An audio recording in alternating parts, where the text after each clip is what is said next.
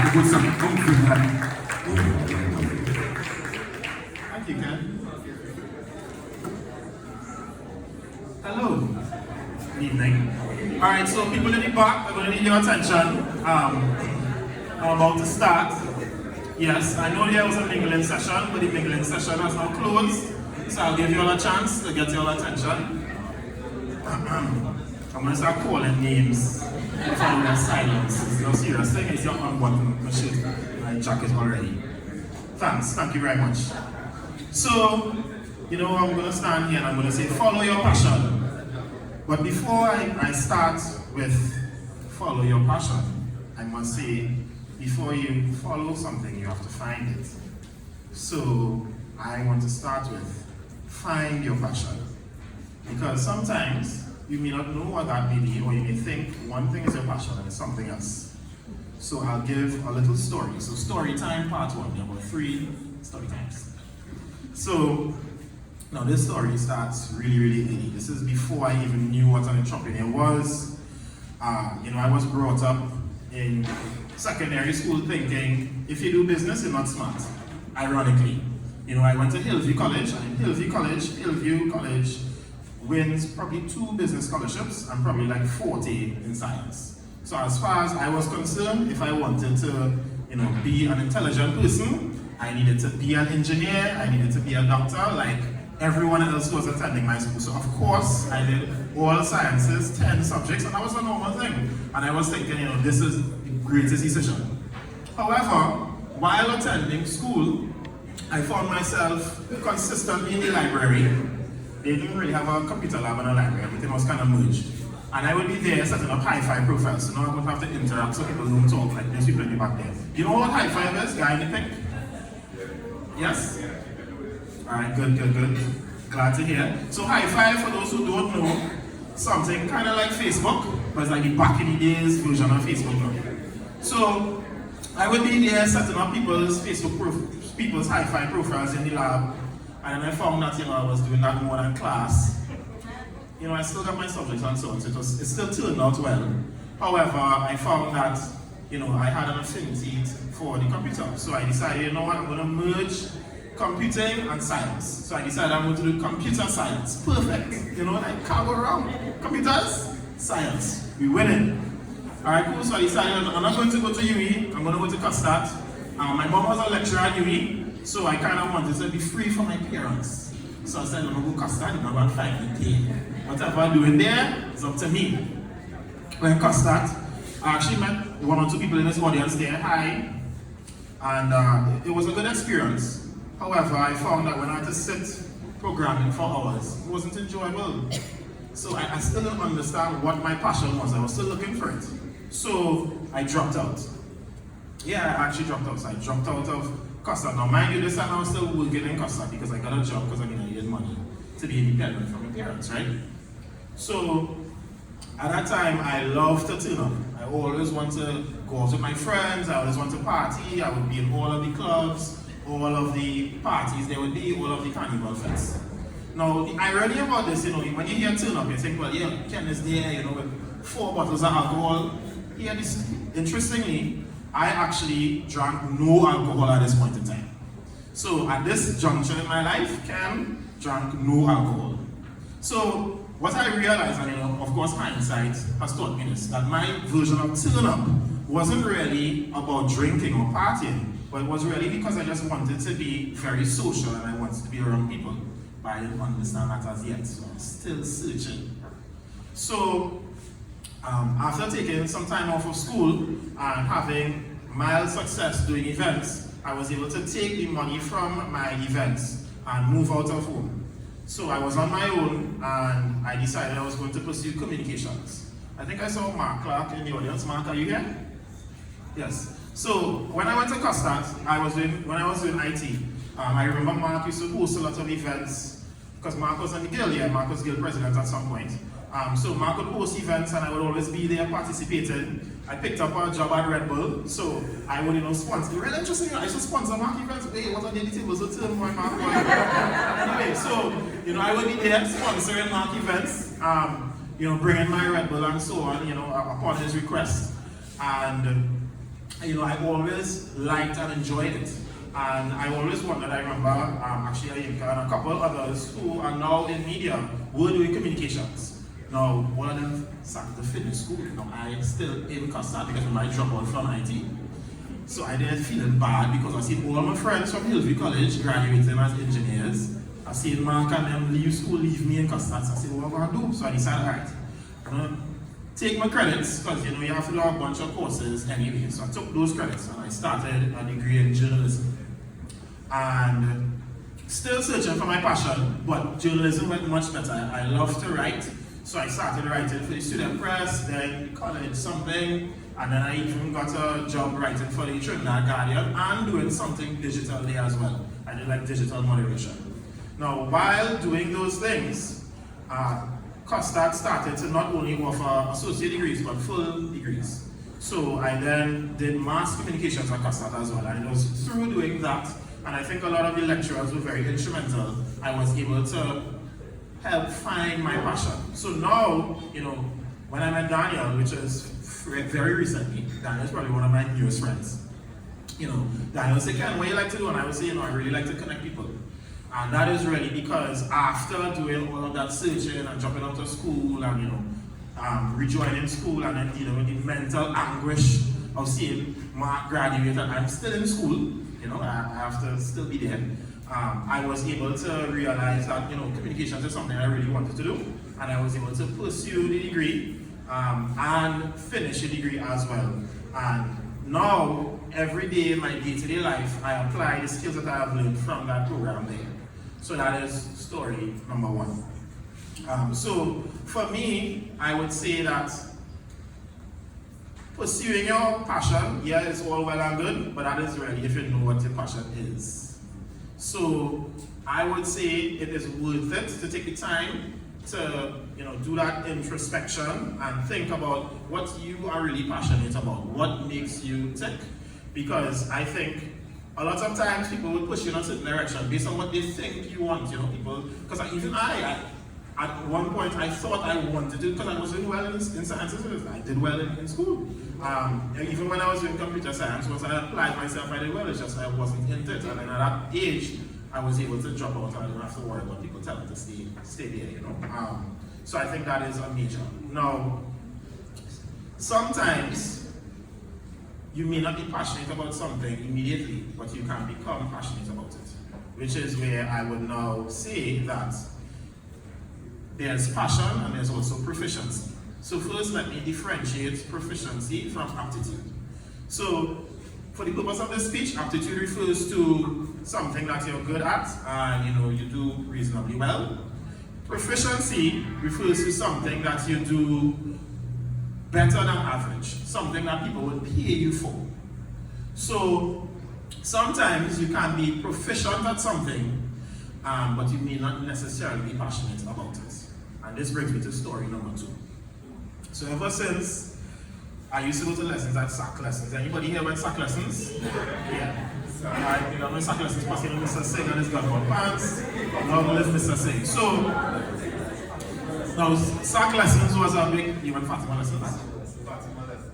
Oh, that. You went Fatima lessons? Okay. Alright, so thanks Daniel for that. So anyway, so as I was saying, SAC lessons passing, getting back there. Right, so at SAC lessons, SAC lessons was a big social extravaganza. So, we would be in SAC lessons and, chatting and chilling. And I remember my mom, she had one of those fresh Nokia cell phones. Remember, back in the days, Nokia was running the route. So they always had a real nice camera. So, Ken didn't know better. I used to steal my mom's phone, go in SAC lessons, and I would take pictures of my friends, pictures and videos, all the time, because I want to document everything. And back in the days, that was most fun for everybody. So everybody, I would duck from it because they probably were doing something wrong, or they would like to be in my pictures and videos. Continuing along life. This one time I had an opportunity while I was going to Custard to have a campus carnival band in UE. Now at that time, campus carnival was the biggest thing next to actual carnival. So just imagine a smaller version of actual carnival, bigger than any fete that you all know about today. That was campus carnival. So that was an amazing opportunity, and I contracted a guy to shoot video for me. he did a bad job, so I decided I'm going to buy my own equipment and I'm going to take my little skills that I honed in sack lessons and with my mom's little cell phone, and I'm going to try my hand at this video thing. So ever since then, I have been working with filmmakers and videographers and also doing a lot of work myself to produce good video. But the thing is, every time I do a personality test, you know those personality tests that they send you sometimes in school or your friends might send it to you, every time I do one, I would always score 100% introvert. But you know, to edit videos, you have to sit down by yourself, it's not you and other people. So how am I going to sit and edit videos for all this time when all I want to do is connect people? How? So it was something that I've been battling with for a while, and I've come to the realization that, look, Ken, you know, you're good at this, you're proficient at it, so probably it is in your best interest and probably in the best interest of others as well for you to develop a passion around this. So what I did is I used my skill with videography as a tool to connect me with other people. So I started to, if I ever had any friend who was doing a little business, I would say, hey, let me come and do a little video that I wasn't all that good at the time. And I would do little videos for people, and then I would say, look, if I started this, give me little pointers. One of my first ever clients was Candice from Candy Coated. And she had a brunch. This was the first time she was doing the brunch. This was my first ever event video that was my event. So she and I were able to have a really good relationship over the years, and through working with her company, I was able to meet many other clients. I was able to travel across the Caribbean and eventually internationally. And ironically, when I traveled all of those places, it wasn't the client flying me there, no. It was me deciding I wanted to put myself in a position. But because I had this particular skill that I developed a passion for, although I wanted to connect people and I wanted to have events, the videography is what will take me there when I reach it. Yeah, I'm here. So while I'm here, I might as well turn up. That's how to drink alcohol later on. You know, so I might as well turn up, I might as well meet people, and I might as well foster business connections.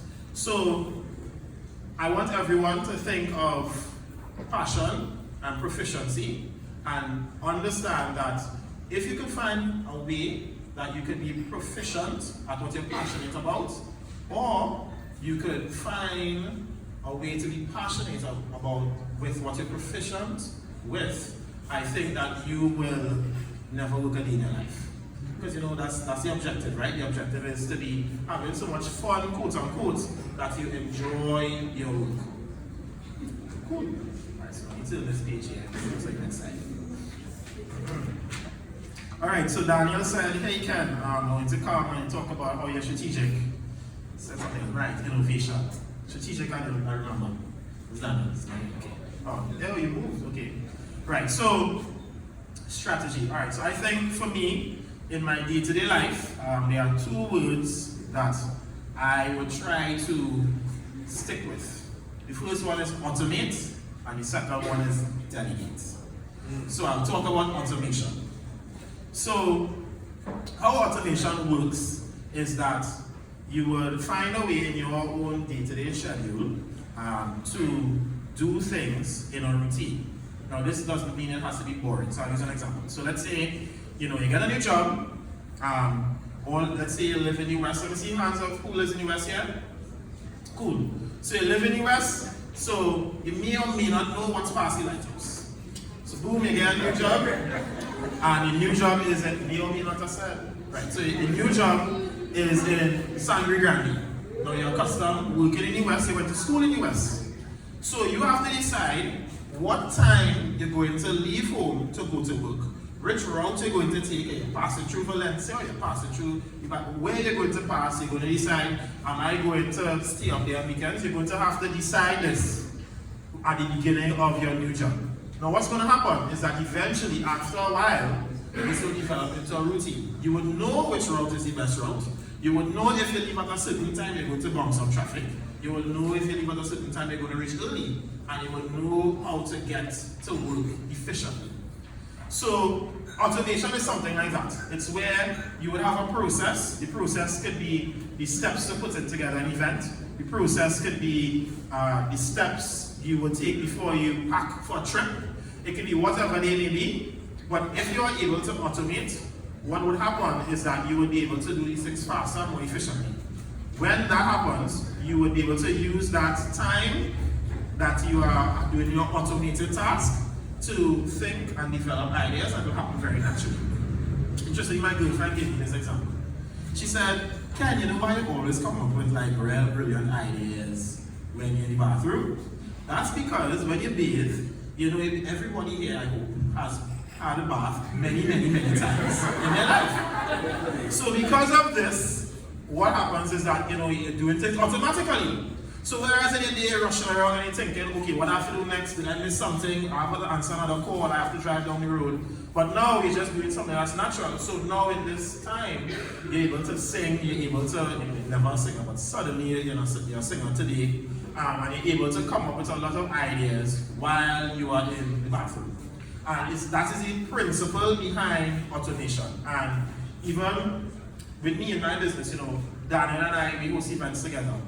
So when we host events, at the beginning it was always you know, everyone was like, okay, so what are you going to do? What am I going to do? But now, as we're doing things repeatedly, things flow much smoother because you know you're doing this. You did it already. So now you just do it again. And now we can build efficiencies upon what we have done in the past.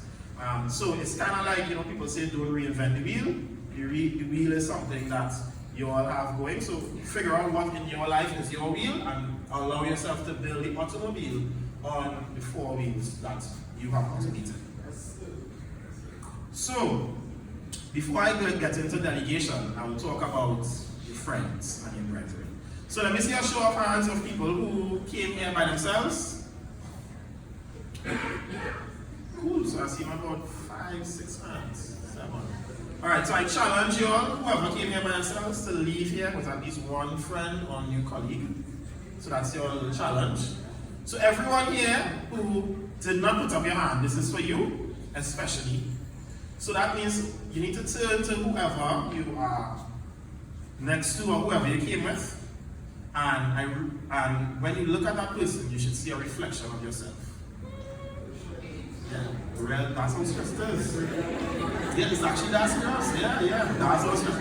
I feel like nobody saw that coming, why can't it's like, seriously? Yeah.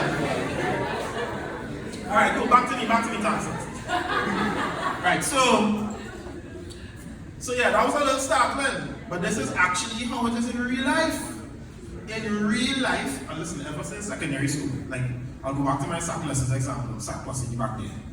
In SAC lessons, we would analyze people just by school uniform.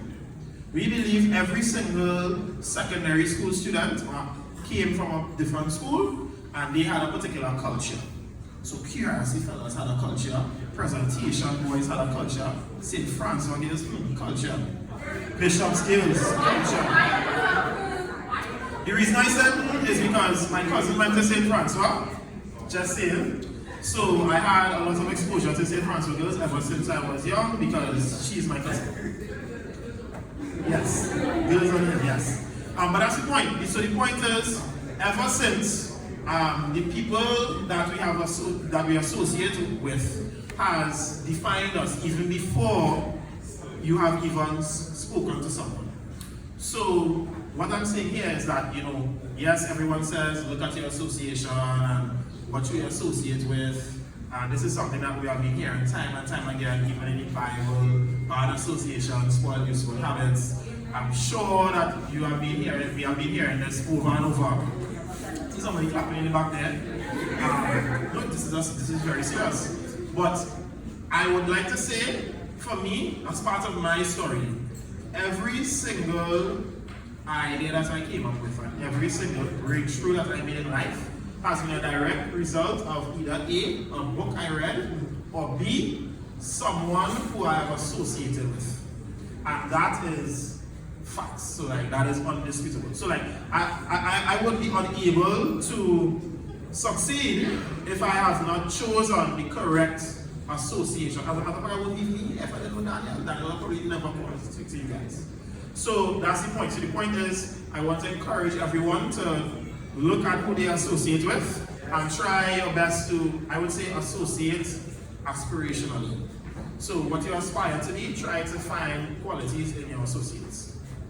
So that brings me to my next point, which is, and I learned this like, I guess, later on in business. So when I first started doing business, I had the concept of everyone is equal. So I started a company, let's say it's me and two other fellas. I take him to the 330%, you take to the 330 because all of us doing the same thing and that is fair, right? Cool, some reasonable. So I felt as though all of us are doing the same, so if it is I am doing marketing, you should do a little bit of marketing too. If I'm sweeping, and I better see you sweeping today as well because that'll be unfair. But then after studying business in school and after having done business with different people, I've recognized that that was very selfish of me. It's very selfish of me to think that what I'm good at, another person is good at. And it's very selfish of me to think that what I'm not good at, another person is not good. So then it caused me to reconsider how I approach relationships. So now I try to say, these are my strengths, let me see if I can find someone who's good at what I'm not good at. So that way we could balance ourselves and we could propel ourselves forward. And I think that for me is a fundamental part of my business and association strategy, because in my opinion, once that is employed, you will be able to pick up a lot of skills that come naturally for some people, but it's pressure for you and vice versa. Right? Now, coming back to delegation. So, just as I said, some people would have skills that are easy for them. So, in getting things done, I want to identify that when I say delegation, this is not related to you being the boss. As a matter of fact, you can delegate things to your boss.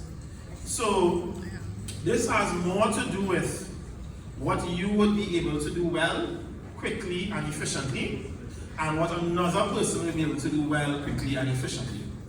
And of course, there are many other things that can be said here in terms of how you bring this across. You know, you need to tell people with a little finesse and tact. You can't just be like, hey, get that done for me. You know, you have to say, you may be better doing this for me. You may take 2 minutes as opposed to me taking half an hour. So if you may help me, but I think that is another cornerstone of my strategy from my personal story. I would have not been able to do all of these things. To get to someone when I came, and they were saying, you know, Ken, I'm trying to juggle 3 businesses. And listen, I understand fully. Like, when I have events in Empire, every single event I have is its own business. Every single event has its own ecosystem. Ask Daniel, every single event I have different ticket sellers. So some people sell tickets for one event. As a matter of fact, I have a particular event, we set up a whole different team just for that. When we had our carnival band, we created a whole new company just for that. So, and that is just one business. So for me, I've always been doing this amazing juggling act, and that is the only way I've been able to get things done, by looking at the greatness and the skills in other people and trying my best to find a way to work with them and offer them something. I would always try to bring something to the table. So, the last thing Daniel asked me to talk about was how about innovation. He said, how were you innovative? So, I wrote a simple sentence. So for me, I would say one of my greatest innovations would be when I approach people. Generally when you approach people, I find that generally the more successful an individual will be, the harder it may be to get in business with them. And that would just be because more people will be attempting to get part of their time. They might have more people under their charge. So it may not be anything personal, it might just be that they might be more busy. And you find that the less successful an individual is, you'll find that it's a little easier to get in contact with them. So when you are approaching business after this conversation, you will have to decide where on the scale you want to partner with. Because you have to decide at some point. So what I did is I would find someone somewhere in the scale, let's say in the middle, and I would attempt to grow with that person, like I said in the example with Candy Coated Events. Because at the time when I did her event, it was my first video and it was her first brunch. She never did any like it before. So as she was learning, I was learning. So it was a very symbiotic relationship. So for me, that innovation allowed me to work with other people, especially in events, and help them grow their brands. And then when their brands were grown, they found it much easier to pay because the deal that I worked out with them is one where when your brand grows, I would get my benefit and my higher remuneration. I think for me, that was something that, you know, has really helped me up to this day to do business with people. So, let me recap. First of all, I want to say follow your passion. But before you follow your passion, you have to find your passion. Exactly. Second, I want to say find what you're proficient at, that you do better than average, something that people would pay you for. Thirdly, I want you to find where the two things intersect. Where does your passion and your proficiency intersect?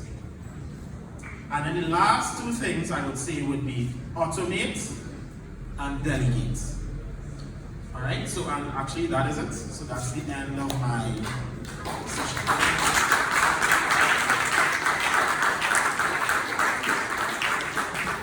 Now, before I leave, I want to allow the audience, I deliberately made my speech, if you may, a little shorter. I hope I'm good for time, alright? Right? So I want to allow the audience an opportunity to ask questions and to engage if they have anything to ask about my personal experiences or just any questions about. Yeah.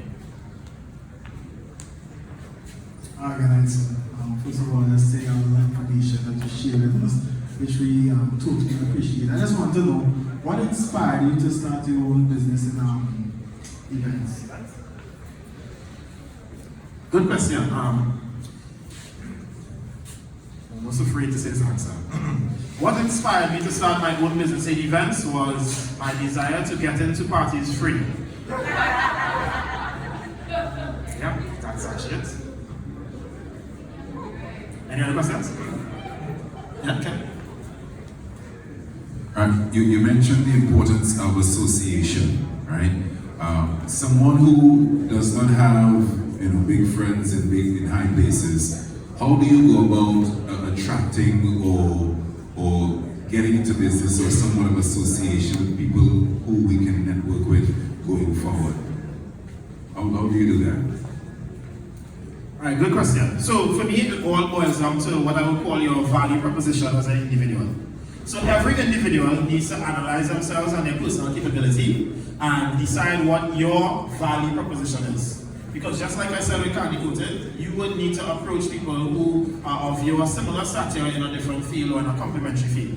So if you're not bringing anything to the table or not bringing anything of value, then inevitably it will be difficult to reach out to people. So that's one.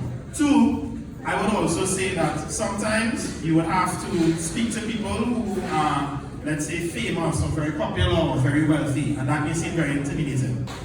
But what I would say is I would always encourage you to still try to speak with them. I'll use a quick personal example. So I went to a cruise 2 weeks ago, and when I was having dinner, I sat next to Kes, and I said, hey, why not let me talk to him? And it's Kes. So I never spoke, I hired him before, but I never really spoke to him to say, hey, how you doing? And we had a really nice conversation, which resulted in us releasing a music video that actually came out today. And that would have never been possible if I didn't close calls.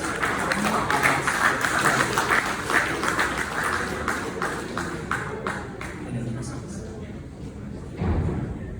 Don't overrush us. Cool. No other questions? Alright. Well, let me hand over to Ken. So it's been nice. Thank you very much.